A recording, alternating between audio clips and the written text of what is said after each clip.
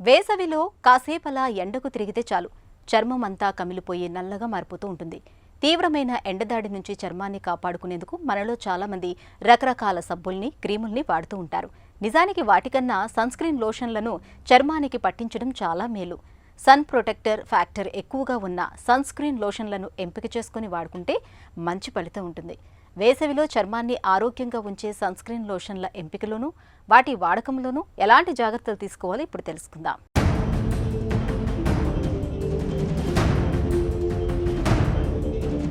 ఎండలు మండిపోతున్నాయి.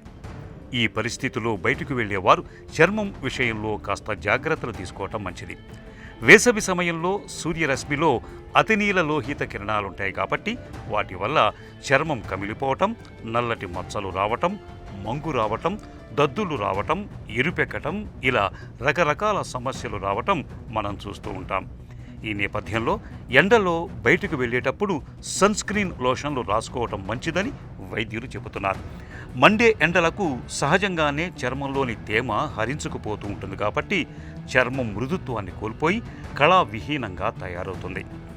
చర్మానికి తగినంత తేమను అందించటం ద్వారా సన్స్క్రీన్ లోషన్లు ఈ పరిస్థితిని రాకుండా నివారిస్తాయి.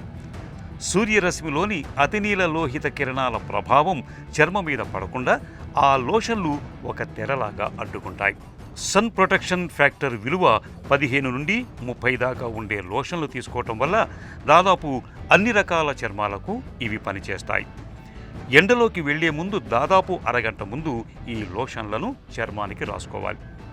ఎండల్లో గంటకు మించి ఉండేటట్లయితే మరోసారి ఈ లోషన్ రాసుకోవాల్సి ఉంటుంది. ఈ సన్స్క్రీన్ లోషన్లు కేవలం ముఖానికే కాకుండా ఎండకు గురయ్యే చేతులు, మెడ ప్రాంతాలకు కూడా అప్లై చేసుకోవటం మంచిది.